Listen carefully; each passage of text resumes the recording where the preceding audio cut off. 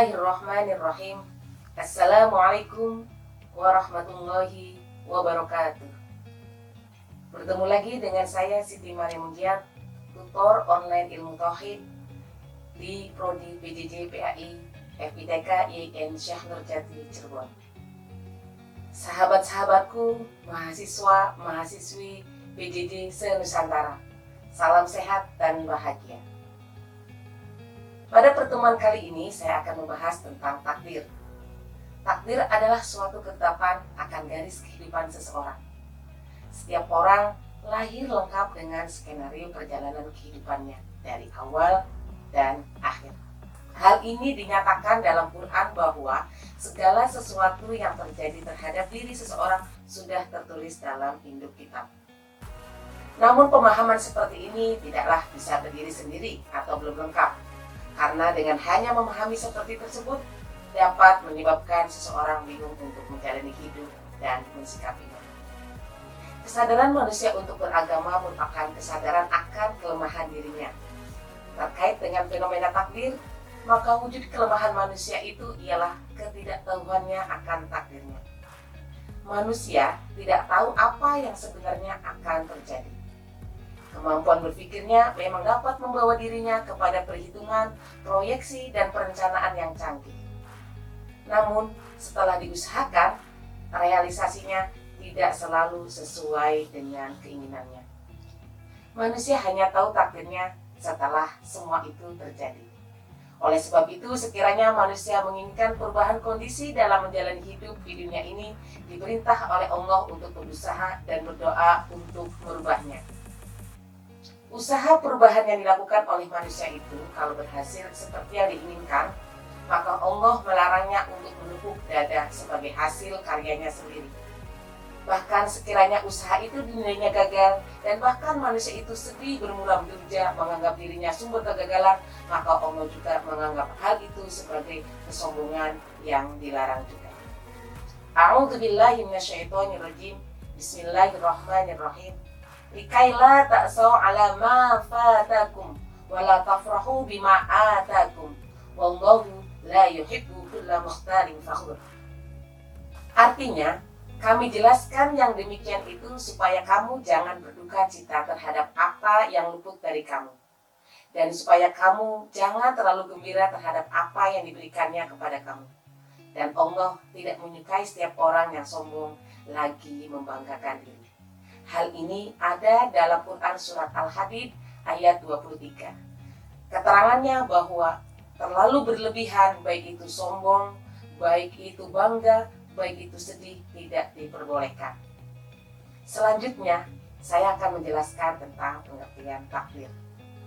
Kata takdir terambil dari kata qadaro yang berasal dari akar kata qadaro, yang antara lain berarti mengukur, memberi kadar, atau ukuran, sehingga jika kita berkata Allah telah menakdirkan demikian, maka itu berarti Allah telah memberi kadar, ukuran, batas tertentu dalam diri, sifat atau kemampuan maksimal makhluknya.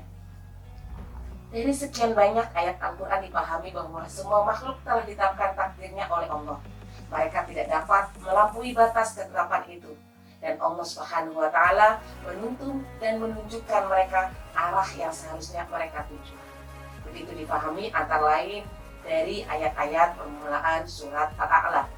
A'udzubillahi minasyaitonirrajim. Sabbihisma rabbikal a'la alladzi khalaqa fasawwa walladzi qaddara fahada. Sucikanlah nama Tuhanmu yang maha tinggi, yang menciptakan semua makhluk dan menyempurnakannya, yang memberi takdir kemudian mengarahkannya. Terdapat dalam surat Al-A'la ayat 1 sampai ayat 3. Yang kedua yang saya akan jelaskan tentang konsep takdir. Islam mengenal takdir dengan sebutan qada dan qadar. Sebagian ulama menafsirkan qada sebagai hubungan sebab akibat dan qadar sebagai ketentuan Allah sejak zaman ajali. Jadi, secara singkat, qada adalah pelaksanaan dalam tataran operasional yang dipilih oleh manusia untuk melanjutkannya menemui qadarnya dan akhirnya menentukan nilai dari amal perbuatannya. Sedangkan takdir adalah suatu yang sangat gaib, sehingga kita tak mampu mengetahui takdir kita sedikit pun. Yang dapat kita lakukan hanya berusaha, dan berusaha pun telah Allah dijadikan sebagai kewajiban. Tugas kita hanyalah senantiasa berusaha biar hasil Allah yang menentukan. Itulah kalimat yang sepertinya sudah tidak asing lagi di telinga kita, yang menegaskan pentingnya mengusahakan qada untuk selanjutnya menemui qadarnya. Ada 3 hal yang sering disebut sebagai takdir, yaitu jodoh, rezeki, dan kematian. Takdir itu memiliki 4 tingkatan yang semuanya wajib diimani. Yang pertama, al-ilmu, bahwa seorang harus meyakini bahwa Allah mengetahui segala sesuatu, baik secara global maupun terperinci. Dia mengetahui apa yang telah terjadi dan apa yang akan terjadi. Karena segala sesuatu diketahui oleh Allah, baik yang detail maupun jelas atas setiap gerak-gerik makhluknya. Sebagaimana dalam firman-Nya, A'udzubillahi minasyaitonirrajim, wa 'indahu mafatihul ghaibi la ya'lamuha illa huwa wa ya'lamu ma fil barri wal bahri wa ma tasqutu min waraqatin illa ya'lamuha wa la habatin fi dhulumatil ardi wa la ratbin wa la yabisin illa fi kitabim mubin. Yang artinya, dan pada sisi Allah lah kunci-kunci semua yang gaib. Tidak ada yang mengetahuinya kecuali Dia sendiri. Dan Dia mengetahui apa yang di daratan dan di lautan. Dan tiada sehelai daun pun yang gugur melainkan Dia mengetahuinya.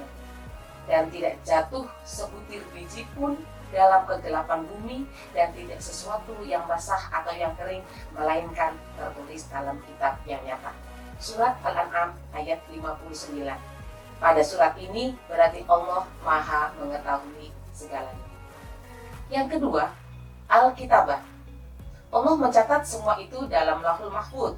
Sebagaimana firman-Nya, A'udzubillahi minasyaitonirrajim, Alam ta'lam annallaha ya'lamu ma fis sama'i wal ardi, inna fi dzalika fi kitabin, inna dzalika 'alallahi yasir. Apakah kamu tidak mengetahui bahwa sesungguhnya Allah mengetahui apa saja yang ada di langit dan di bumi? Bahwasanya yang demikian itu terdapat dalam sebuah kitab. Sesungguhnya yang demikian itu amat mudah bagi Allah Subhanahu wa Ta'ala. Surat Al-Hajj ayat 70. Jadi takdir itu sudah ada dalam Alkitab. Yang ketiga adalah al-masyiyah, kehendak. Kehendak ini bersifat umum bagi Allah, bahwa tidak ada sesuatu pun di langit maupun di bumi melainkan terjadi dengan irodahnya. Masyiyah atau kehendak atau keinginan Allah Subhanahu wa Ta'ala. Maka tidak ada dalam kekuasaannya yang tidak diinginkannya selamanya, baik yang berkaitan dengan apa yang dilakukan oleh zat Allah atau yang dilakukan oleh makhluknya. A'udzubillahi minasyaitonirrajim. Bismillahirrahmanirrahim. Innama amruhu idza arada syai'an ay yaqula lahu kun fayakun. Sesungguhnya keadaannya apabila Dia menghendaki sesuatu hanyalah berkata kepadanya, jadilah, maka terjadilah ia. Surat Yasin ayat 82. Jadi kehendaknya Allah ketika kun fayakun, maka terjadi semua makhluk, tidak ada yang bisa menghalanginya. Yang keempat adalah al-khalqu, yang artinya tidak sesuatu pun di langit dan di bumi melainkan Allah sebagai penciptanya, pemiliknya, pengaturnya, dan menguasainya. Dalam firman-Nya dijelaskan, A'udzubillahi minasyaitonirrajim, Inna anzalna ilaikal kitaba bil haqqi fa'budillaha mukhlishan lahuddin. Yang artinya, sesungguhnya kami menurunkan kepadamu kitab dengan kebenaran, maka sembahlah Allah dengan memurnikan ketaatan kepadanya. Hanya Allah lah yang disembah karena Allah sebagai Al-Khaliq. Quran Surat Az-Zumar ayat 2. Pada pertemuan kali ini juga saya akan membahas tentang konsep takdir dalam peningkatan mutu sumber daya manusia. Sebagai makhluk Tuhan yang ditetapkan sebagai wakil Tuhan, pada Quran Surat Al-Baqarah ayat 30, manusia berbeda dengan batu, tumbuhan maupun binatang. Batu ketika menggelinding dari sebuah ketinggian bergerak berdasarkan tarikan gravitasi bumi tanpa ikhtiar sedikit pun. Begitupun halnya tumbuhan yang tumbuh hanya di bawah kondisi tertentu, atau sebagaimana binatang yang bertindak berdasarkan naluri alamiahnya. Ketika makhluk-makhluk ini bergerak atau bertindak tidak berdasarkan ikhtiari. Namun bagi manusia, ia merupakan makhluk yang senantiasa diperhadapkan pada berbagai pilihan-pilihan, dan hanya dengan adanya sintesa antara ilmu dan kehendak yang berasal dari Tuhan, ia dapat berikhtiar memilih yang terbaik di antara pilihan-pilihan tersebut. Kaitan dengan peningkatan mutu sumber daya manusia, takdir adalah pengetahuan sempurna yang dimiliki Allah tentang seluruh kejadian masa lalu atau masa depan. Kebanyakan orang mempertanyakan bagaimana Allah dapat mengetahui peristiwa yang belum terjadi, dan ini membuat mereka gagal memahami kebenaran takdir. Kejadian yang belum terjadi hanya belum dialami oleh manusia. Allah tidak terikat ruang ataupun waktu, karena Dialah pencipta keduanya. Oleh sebab itu, masa lalu, masa mendatang, dan sekarang seluruhnya sama bagi Allah. Baginya segala sesuatu telah berjalan dan telah selesai.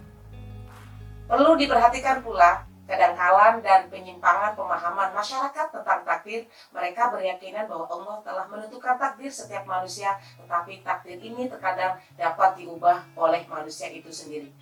Akan tetapi, tidak ada seorang pun yang dapat mengubah takdirnya. Orang yang kembali dari gerbang kematian tidak mati karena ia ditakdirkan tidak mati saat itu. Mereka yang mengatakan, saya telah mengalahkan takdir saya, berarti telah menipu dirinya sendiri. Takdir mereka pula lah sehingga mereka berkata demikian dan mempertahankan pemikiran seperti itu. Memahami konsep takdir sebagai sebuah skenario yang telah ditetapkan oleh Tuhan meniscayakan ketiadaan keadilan Tuhan dan konsep pertanggungjawaban. Takdir tidak lain sebagai sebuah prinsip akan terbinanya sistem kausalitas umum, bahwa akibat mesti berasal dari sebab-sebab khususnya, di mana rentetan kausalitas tersebut berakhir pada sebab dari segala sebab, yakni Allah Subhanahu wa Ta'ala. Atas dasar pengetahuan dan kehendak ilahi yang maha bijak, takdir takwini, ketetapan penciptaan, tiada lain merupakan prinsip kemestian yang mengatasi sistem penciptaan alam. Dan takdir tasyrik, ketetapan syariat, merupakan prinsip kemestian yang mengatur sistem gerak individu maupun masyarakat dari segi sosiologis dan spiritual. Artinya, ikhtiar itu menjadi berarti hanya bila pada realitas terdapat hukum-hukum yang pasti atau takdir. Atau dengan kata lain, ikhtiar pada awalnya berupa potensial dan ia menjadi aktual bila terdapat adanya dan diketahuinya takdir tersebut. Karena itu pula dapat dikatakan tanpa takdir tidak ada ikhtiar. Untuk meningkatkan mutu sumber daya manusia, sudah seharusnya lah kita selalu berusaha dan berdoa. Jangan hanya mengandalkan doa saja ataupun hanya berusaha saja. Antara usaha dan doa haruslah seimbang. Tanpa keduanya tak ada artinya. Ketiadaan potensi ikhtiar pada manusia meniscayakan takdir menjadi tidak bermakna atau berlaku, begitu pula sebaliknya. Dari saya, Siti Maria Mundiat, tutor online pada mata kuliah Ilmu Tauhid di Prodi PJJ PAI FITK IAIN Syekh Nurjati Cirebon. New mindset, new result, kuliah aman, kerja nyaman hanya di Prodi PJJ PAI. Billahi taufiq wal hidayah. Wassalamualaikum warahmatullahi